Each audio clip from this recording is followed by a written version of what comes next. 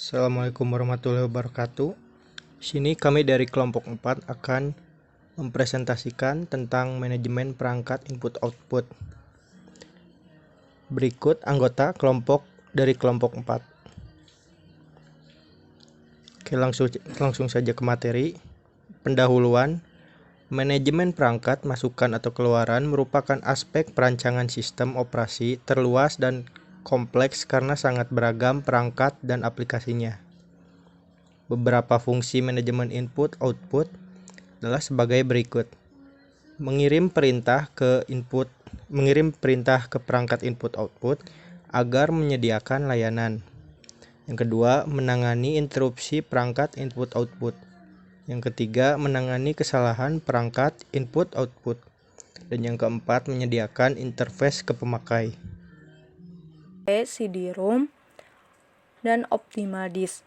Yang kedua, perangkat berorientasi aliran karakter, yaitu perangkat yang menerima dan menyimpan aliran karakter tanpa membentuk suatu struktur blok. Contohnya terminal, line printer, pita kertas, kartu-kartu berlubang, interface jaringan, dan mouse. Dan berdasarkan sasaran komunikasinya terbagi menjadi 3. Yang pertama, perangkat yang terbaca oleh manusia. Perangkat yang digunakan untuk berkomunikasi dengan manusia. Contohnya video display terminal, di antaranya keyboard, mouse, dan monitor. Yang kedua, perangkat yang terbaca oleh mesin. Perangkat yang digunakan untuk berkomunikasi dengan perangkat elektron. Contohnya disk dan tape, sensor, konsoler. Yang ketiga, perangkat komunikasi. Perangkat yang digunakan untuk komunikasi dengan perangkat jarak jauh. Contohnya modem. Evolusi fungsi perangkat I/O. Sistem komputer mengalami peningkatan kompleksitas dan kecanggihan komponen-komponennya yang sangat tampak pada fungsi-fungsi I/O sebagai berikut. 1. Memproses mengendalikan perangkat I/O secara langsung.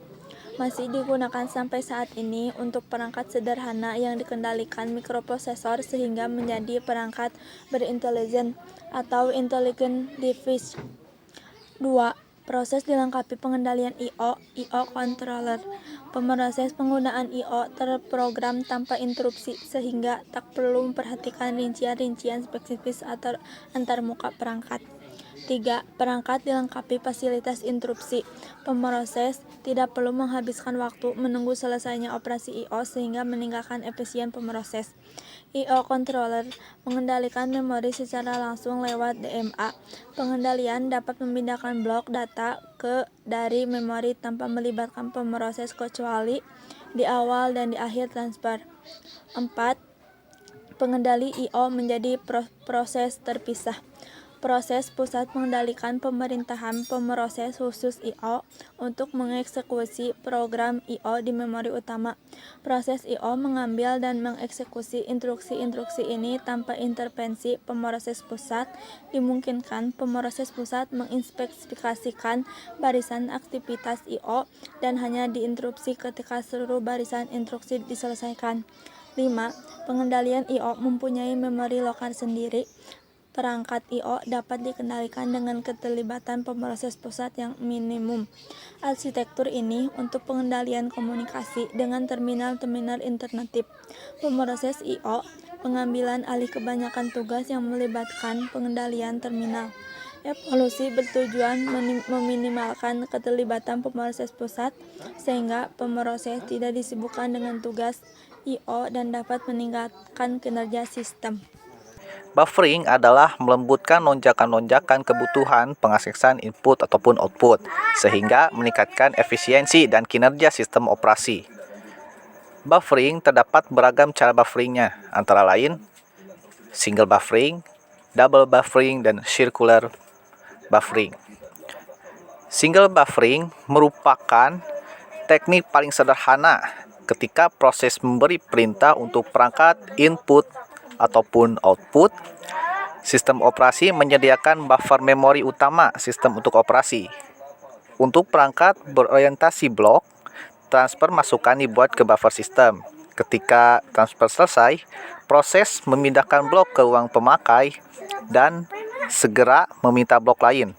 Teknik ini disebut reading ahead atau anticipated input.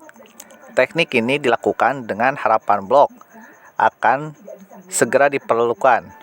Untuk banyak tipe komputasi, asumsi ini berlaku hanya di akhir pemrosesan, maka blok yang dibaca tidak diperlukan.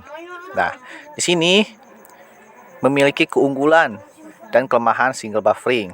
Keunggulannya yaitu pendekatan ini umumnya meningkatkan kecepatan dibanding tanpa buffering.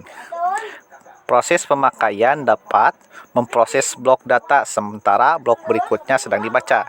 Sistem operasi dapat men-swap keluar proses karena operasi masukan berada di memori sistem bukan memori proses pemakaian.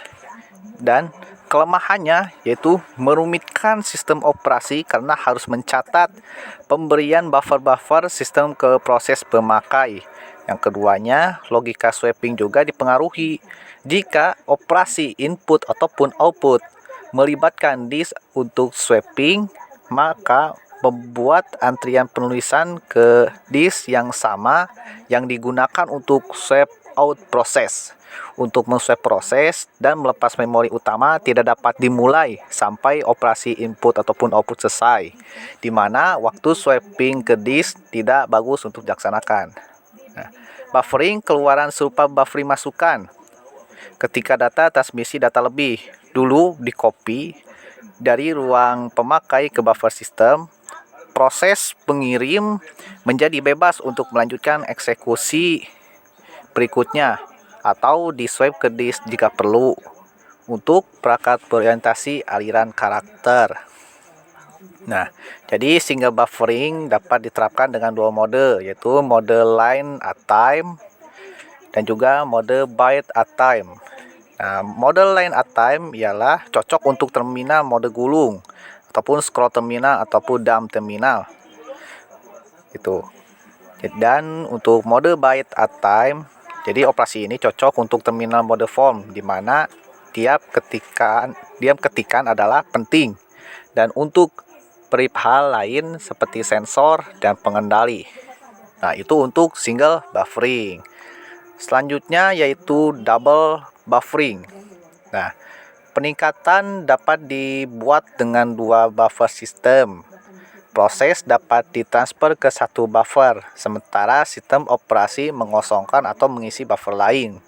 Nah, double buffering mempunyai dua mode alternatif, yaitu mode line at time. Nah, sama seperti single buffering, cuman bedanya mode line at time di double buffering itu proses pemakaian tidak perlu ditunda untuk input dan output, kecuali proses secepatnya mengosongkan buffer ganda.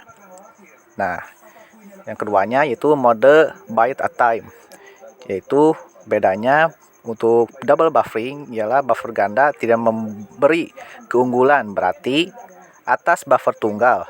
Double buffering mengikuti model producer consumer. Nah, itu untuk double buffering. Nah, yang terakhir yaitu circular buffering. Nah, seharusnya melembutkan aliran data antara perangkat input ataupun output dan proses. Jika kinerja proses tertentu menjadi fokus kita, maka kita ingin agar operasi input dan output mengikuti proses. Ketika lebih dari dua buffer yang digunakan, kumpulan buffer itu sendiri diacu sebagai circular buffer. Tiap buffer individu adalah satu unit di circular buffer. Mekanisme perangkat lunak. Disk diorganisasikan menjadi silinder-silinder dengan trek-trek terdapat head yang ditumpuk secara vertikal. Tiap trek terbagi menjadi sektor-sektor. Waktu yang dibutuhkan untuk membaca dan menulis disk dipengaruhi oleh waktu seek. Waktu yang diperlukan untuk sampai ke posisi trek yang dituju. Waktu seek merupakan faktor yang paling dominan. Waktu tunda rotasi. Waktu yang diperlukan mekanisme akses mencapai blok yang diinginkan. Waktu transfer data. Waktu transfer data bergantung pada kecepatan rotasi dan kepadatan rekaman. Transfer rate adalah kecepatan transfer data sesaat. Data ini diberikan oleh pembuat perangkat keras. Beberapa tipe kesalahan dapat muncul ketika operasi disk.